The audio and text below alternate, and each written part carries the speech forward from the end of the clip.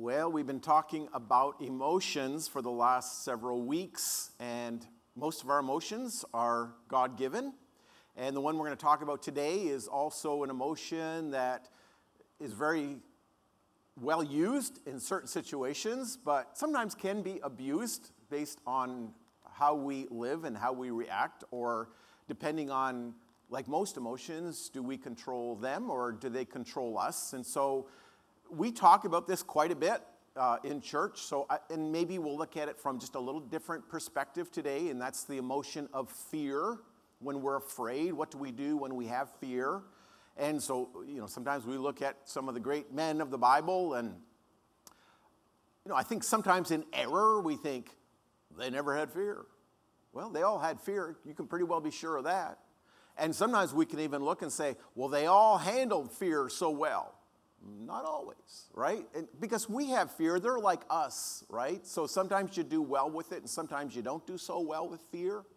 But fear is an interesting thing because it's something God's given us, because there's a time when our body kicks in fear and different things happen. Heart rate goes up, blood pressure goes up, adrenaline goes up, things like that. And so, back in psychology days, if you remember that from high school or even college, they talk about you're all set either to run fast or to stand and fight, right? So the fight or flight. And so that's what we do with fear. So it's something that's very helpful in times of need. But on the other hand, sometimes we like messing with our fear, don't we? So what do? We go see a movie that's we know is very scary going in, which seems interesting because I was about to say, when we were kids, it was like Jaws. And today it'd be like, oh man, they had nothing. But anyway, do you remember Jaws movie, all you old people? Right. So we went there, saw Jaws, and said, I'm never going to the beach again. I mean, there's people that would not even go and swim in the lake. It's like there's no sharks in the lake. Anyway, it's a whole different thing. But it's like, oh no, we're not going to deal with that, right? And sometimes we do things purposefully to get our adrenaline going, get our fear factor up by like going to a theme park. It's like, look at that roller coaster, right? Now, why do you go on the roller coaster? It's not the fastest thing in the world. It's not the highest thing in the world. It just scares you to death, being on it, and you're just screaming, right? So we put our bodies through all of this, movies, thrill seekers, all kinds of things where we get adrenaline going. And so sometimes we don't know how to use it or respond to it. And it sometimes can control us. But there are times when fear is real. So what do we do during those times when there's a very fearful situation in our life? Where do we turn? Now, part of our problem is sometimes when we read the Bible, it's like we don't really completely comprehend what the fearful situation is. So we're like, well, I kind of had a bad day, so I'm a little afraid, or I've got a lot of fear because, something could just not go right. But a lot of times in the Bible, it's a whole lot more than that. So we want to spend some time looking at some of the Psalms. Psalm 34 is a psalm of David, and kind of the heading part of this says it was a time when he was running away from King Saul. Saul was trying to kill him.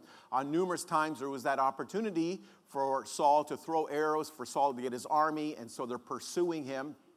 And it's kind of interesting where King David, not yet king, so he's been anointed king but not appointed king, so he's not quite the ruler yet because the current king, Saul, is still alive. And so he's running away. And you know where he ends up? He ends up in the Philistine camp. Who are those Philistines again? Oh yeah, David and Goliath. Goliath is the Philistine. And so now he's kind of in their city, in their town, behind their fortress. And so he pretends to be insane. That's all he could really do. I don't know if he ended up there by mistake or if he was there on purpose or he thought somehow there'd be a grand welcome for him or something. But it's like, you killed our big guy and, you put us all to shame. And, we've kind of been suffering ever since. And you're our number one poster in the post office, this shepherd boy David. And here he is. But this is Psalm 34. But look what it says. I sought the Lord, and he answered me and delivered me from all my fears. First of all, we see, got to remember, this is written later, right? So he's reflecting on what God has done, how God's been good to him, God's delivered him, God's strengthened him, God's given him victory, maybe he was even king when he was writing this, but he's thinking back about those times where God delivered him. But look what it says, God delivered him from, and the interesting thing is, I could see if it said fear, like remember that one time I had fear? But fears is plural. And he said, I've been fearful many times. Oh, well, maybe he's a little more like us than I thought. Because I thought David was just like always the conquering king, the giant killer in every situation. No, he had his share of fears too. But he realized, now looking back, God delivered me through those. He trusted in God, but there was times that he had fear. In verse 6, this poor man, speaking about himself, cried to the Lord, and the Lord heard him and saved him out of all of his troubles. So what does it mean, crying to the Lord? Calling out, maybe even with tears, God, I need you, I need help. This is a desperate situation, and I've got all these troubles surrounding. Like, he's not like, hey, God, I know you got this, I'm fine, we're all good. No, he's struggling here with what's going to happen. He's struggling. What's the future going to hold? How's God going to deliver me out of it? I don't see it. I don't see the light at the end of the tunnel. I don't see salvation coming up quick. I don't know how this is going to end up. And so, out of all of his troubles, he calls out to the Lord. And he does trust in the Lord, but that doesn't remove the fear that he feels and that he's struggling with. And so I just don't want us to get to the point where it's like, well, I have fear sometimes, so I'm just an ungodly person. I'm just not as strong as all these other guys. Well, David struggled in his fear. In chapter 34, verse 15, same chapter. The eyes of the Lord are toward the righteous, and his ears towards their cry. So that's 34, verse 15. Look what it says. His ears are towards their cry. God's not left us or abandoned us. He's there when we cry out to him, when we call out to him, even in desperation. And we're going to find out sometimes it's desperate. Sometimes it's like, I don't know where to turn. I don't know what to do. And the righteous cry for help. The Lord hears and delivers them out of all of their troubles. So chapter 34 has a lot of these pictures of David going through desperate times and seeking the Lord. And that's what we can do too. We can take confidence in when we do feel fear. We can trust in God. It doesn't necessarily mean all the fear is going to be removed. Now, it may settle us a little bit. It may give us a little bit of strength for the day. It may help us to take the next step forward. But we still may have fear. Just because you have fear, it doesn't mean you don't trust God. Because what did we say at the beginning? Fear is a natural response. Something horrible has happened, so fear comes in. But the question is, what do we do with the fear? Do we let it destroy us and bring us down? Or do we say, God's going to help me even through the fear, through the situation, through the struggle, through the disappointment, through the pain? Is God going to be there? Yeah, he is. And so we can trust in him through the fear.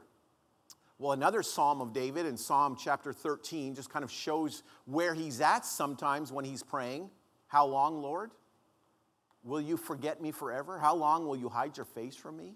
How long must I wrestle with my thoughts day after day and have sorrow in my heart? And that's Psalm 13. Psalm chapter 10. Why, O Lord, do you stand far off? Why do you hide yourself in times of trouble? Do you ever feel like that? Now, you may have a little bit of fear, and you're saying, okay, I prayed to God. I'm asking God.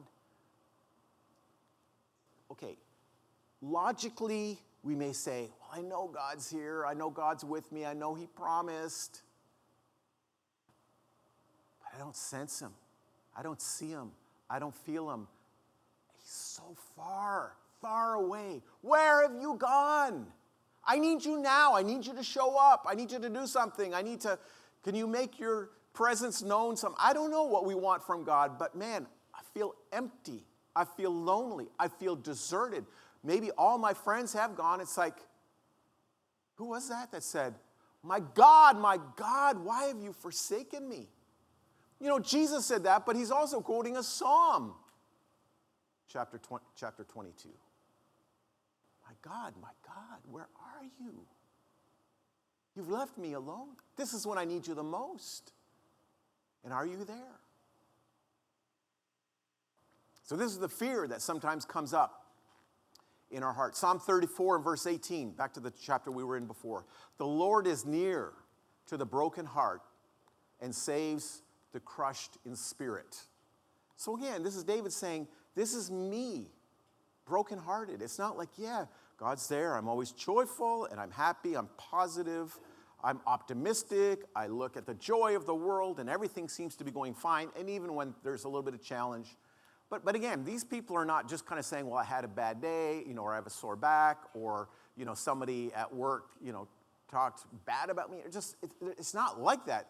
A lot of times these people are running for their lives, like they're literally going to die.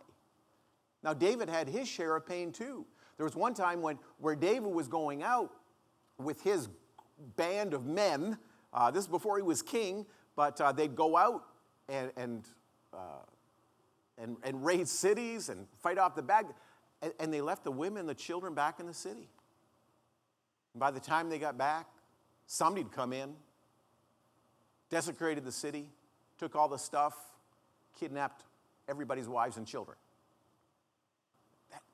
Not a good day for David. As a matter of fact, all these people in David's army wanted to kill David. Now, God saw them through it, but see, we call that's a bad day. When your whole family's kidnapped and you've lost all your stuff. Now what are we going to do? How are we going to find them? And if we find them, can we fight them and win? So there's a lot of things that are involved. But on difficult days, man, crushed in spirit. My soul is under the weight. I don't know if I can get back up again. I don't know if I have strength. Yeah, we got to trust in God, but sometimes in the moment, it's difficult. But we know that God is still with us. He's still near. He still cares. In Psalm 34 and verse 19, many are the afflictions of the righteous, but the Lord delivers him out of them all.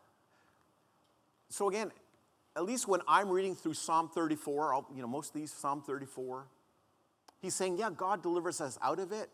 But in the moment, what did he have thinking back on that day? That day when I was really struggling, afflictions. I'm trying to do the right thing. I'm trying to live for God. I'm trying to make better choices. I'm trying to live faithfully. I want to trust in God, but many are the afflictions. And try and be righteous, but still many afflictions. Now, looking back, you could say, yeah, the Lord delivered me from them. And that's something to be rejoicing in, to be happy about. It's something to share with other people, to give people courage and hope. But during the times of the many afflictions, I thought God was just going to make things easy. I thought everything was supposed to work out. I thought I was supposed to be somehow blessed above others. But many are the afflictions of the righteous. As a matter of fact, by the time you get to the New Testament, it says there's going to be even times where you are suffering or you are being persecuted or you're being afflicted because you're a Christian.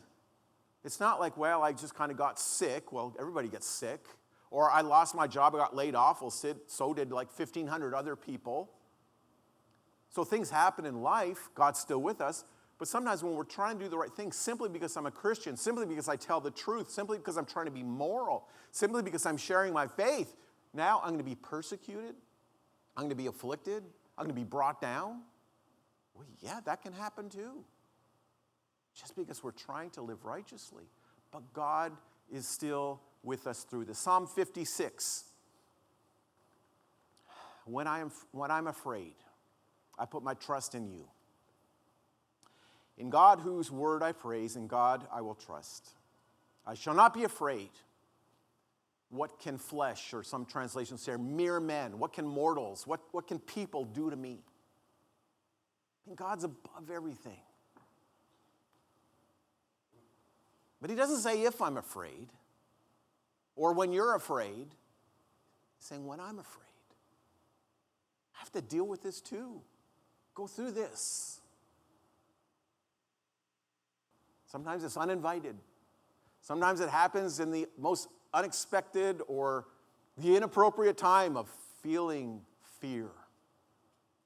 or maybe feeling discouragement, or feeling, God, where are you during this time? And so we struggle together, and that's kind of a part of Psalm 34 is the working through it together. He talks about worshiping God, thanking God, being together with fellow believers in Jehovah. That we can find strength in God. We can find encouragement among God's people. And we know that we can trust God because we see how faithful He's been and that He has done what He promised He would do. And God never promised that we'd never have problems or difficulties or sorrow or heartaches or temptation or struggle.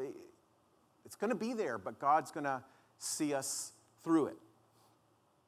So I want to look at a chapter in 2 Chronicles chapter 20. 2 Chronicles chapter 20, and this is when Jehoshaphat just previously had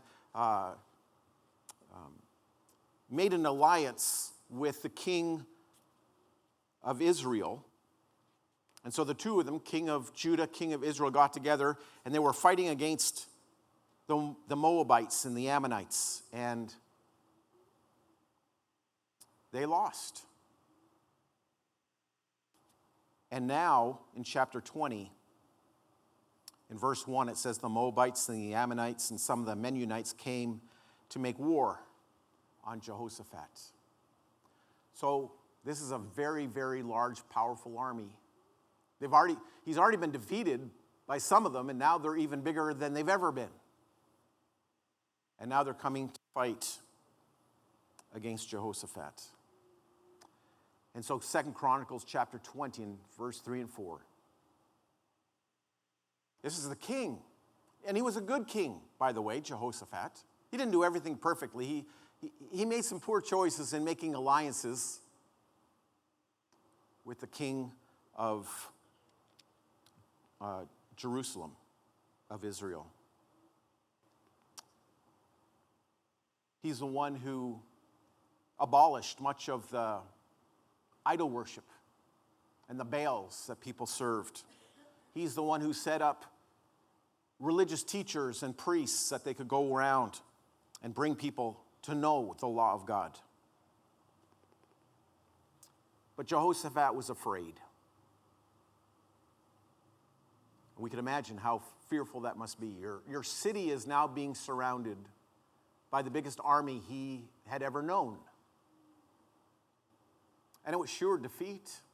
There's no way they could fight. And so he did all he knew to do. And he was a righteous person. So he was not necessarily just doing this in desperation, but he was doing this because he trusted in God. But it says he set his face to seek the Lord. So I can't do this, but I'm going to seek the Lord. So he said, let's proclaim a fast throughout all Judah. And Judah assembled to seek help from the Lord. And from the cities of Judah, they came to seek the Lord. Let's be honest. Like a lot of us may have said, well, let's count how many fighting men we have. Is there any way we could make some more weapons? Is there any way we can get the word out to maybe another nation that they can come and try to save us? What can we do to try to save ourselves? It's like we don't think of any of that. We just think we're just going to pray to God. Just pray to God. That's all we'll do. Maybe God will come through. But they had faith. They trusted in God. And I believe they trusted in God's promises. And they trusted in the history of God about how he was with his people who sincerely reached out for him, called out to him, pleaded with him. Through prayer and fasting, they came together. All the people assembled together. And this is kind of how it began turning out as Jehoshaphat met with the people. And this is what he said.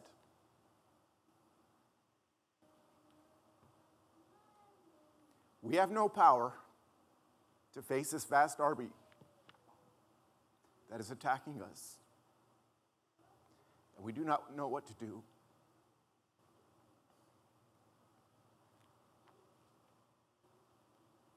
I read this verse, a few weeks ago.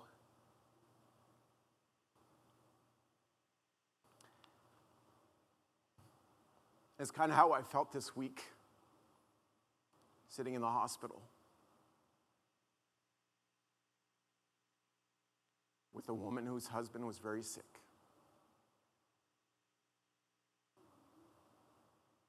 And I wanted to read this to her, but I knew I couldn't because I'd be crying too much. I thought that wouldn't be helpful. We don't know what to do. Nobody knows what to do. How is this going to end up? How's God going to work through this? What good is going to happen? What does the future hold? What do you say to someone whose spouse is very sick?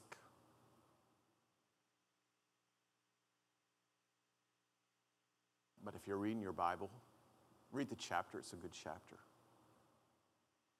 This is what Joseph had said. I don't know what to do. The rest of the verse says this. But our eyes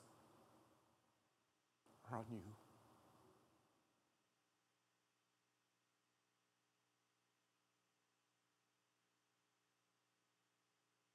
That's the kind of faith we need. To think, it may not even work out the way I'd hoped, the way we'd prayed, the way we think it ought to go. Never works out. Sometimes it doesn't work out, where we think it's not fair, that's not right. It's not the way life's supposed to be, that's not what we were expecting. But our eyes are on you. With Jehoshaphat, again, another chapter, great chapter to read, 2 Chronicles 20. As we see God delivering them. And really what the people did in such great faith. They went out to fight against the army. And as they were going, they set those people that we would call worship leaders, the people that were singers and the people that played the music to worship God. Let's put them up front. What do you think, Ken? It's not the people with the weapons, it's the people with the instruments. Let's just put them out front. They're leading us into battle. Why'd they do that? Because they had faith that God was going to take care of it. And it says when they were marching, when they were approaching, when they were honoring God, putting their full faith in God. That's when God caused a lot of confusion amongst the people of the enemy camp. And they began fighting each other. And by the time the army got to the camp, this huge group of 3 different countries that made this massive army, they were all dead. All dead. They didn't have to fight anybody. God won the war. Trusting God. It doesn't always work out the way we expect. May not always work out the way we hope. But we know whatever happens, God's going to be with us. We know King David had not only his share of fear, but he had his share of grief and pain and loss. And yet, even through that, he could still praise God, honor God, thank God, trust in God with all your heart, and lean not to your own understanding. We have no power to face this vast army that is attacking us, but we do not know what to do. But our eyes are on you. We thank God that He is so faithful even when we're not. That He's so powerful when we're weak. That He's going to deliver us when we don't even see what the future holds, but we know that He will be with us no matter what happens. We're going to sing a song, Safe in the Arms of Jesus. Always a safe place to be, a place of safety, a place of comfort, a place where we know that even through distress and disappointment and sorrow and fear, still safe in the arms of Jesus. So we trust in Him. We want to give you an opportunity if you don't know Jesus, you don't have a relationship with God, you've never surrendered your life to Him, to say, God, I want to trust in you. I want to trust you with everything. I trust you with my life and my heart and my mind. I'm going to trust you with my relationships. I'm going to trust you with my fear, and I'm going to trust you with my future. I'm just going to put all my trust in you. And if today you want to become a Christian and have that relationship that takes care of all the past problems and sins and all the issues of the past can be forgiven, and to find a future in God, a place where one day we'll be, where this guy, Tim Camp, went home this week. I know many others that you know and you love, and a lot of your spouses and a lot of your parents and brothers and sisters and some children have gone.